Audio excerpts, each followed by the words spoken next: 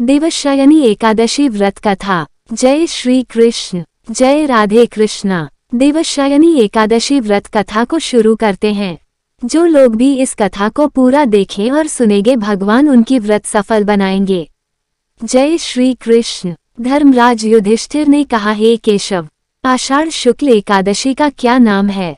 इस व्रत के करने की विधि क्या है और किस देवता का पूजन किया जाता है?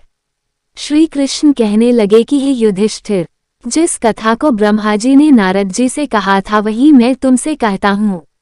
एक समय नारद जी ने ब्रह्मा जी से यही प्रश्न किया था। तब ब्रह्मा जी ने उत्तर दिया कि हे नारद, तुमने कलियुगी जीवों के उद्धार के लिए बहुत उत्तम प्रश्न किया है, क्योंकि देवशयनी एकादशी का व्रत सब व्रतों में उत्तम है। इस व्रत से समस्त पाप नष्ट हो जाते हैं और जो मनुष्य इस व्रत को नहीं करते वे नरकगामी होते हैं। इस व्रत के करने से भगवान विष्णु प्रसन्न होते हैं।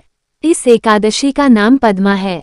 अब मैं तुमसे एक पौराणिक कथा कहता हूँ, तुम मन लगाकर सुनो। सूर्यवंश में मांधाता नाम का एक चक्रवर्ती राजा हुआ है, जो सत्यवादी और महान प्रतापी था। वह अपनी प्रजा का पुत्र की भांति पालन किया करता था।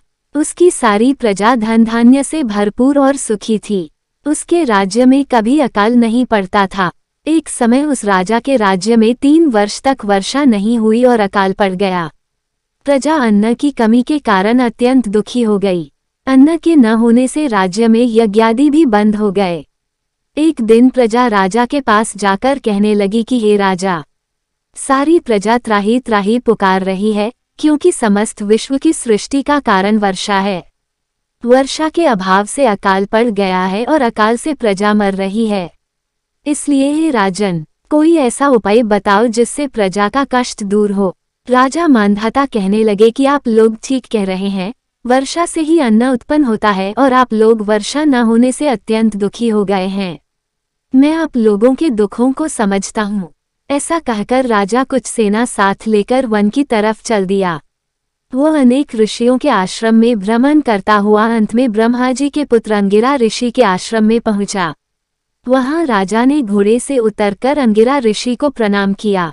मुनि ने राजा को आशीर्वाद देकर कुशलक्षेम के पश्चात उनसे आश्रम में आने का कारण पूछा। राजा ने हाथ जोड़कर विनीत भाव से कहा कि हे भगवान, सब प्रकार से धर्म पालन करने पर भी मेरे राज्य में अकाल पड़ गया है। इससे प्रजा अत्यंत दुखी है। राजा के पापों के प्रभाव से ही प्रजा को कष्ट होता है, ऐसा शास्त्रों में कहा है।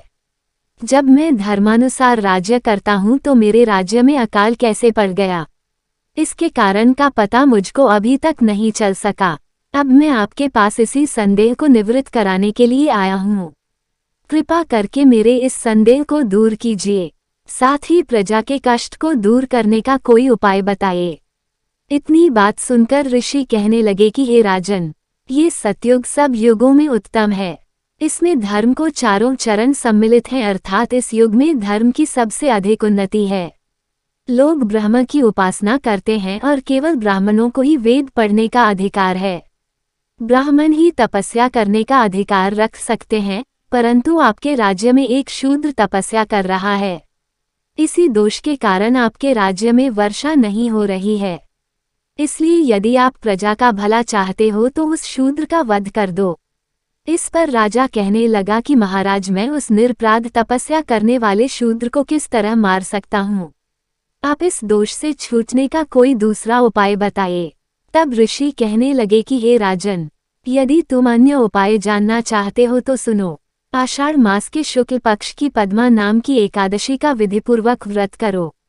व्रत के प्रभाव से तुम्हारे राज्य में वर्षा होगी और प्रजा सुख प्राप्त करेगी, क्योंकि इस एकादशी का व्रत सब सिद्धियों को देने वाला है और समस्त उपद्रवों को नाश करने वाला है।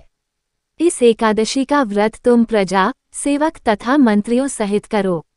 मुनि के इस वचन को सुनकर राजा अपने नगर को वापस आया और उसने विधिपूर्वक पद्मा एकादशी का व्रत किया।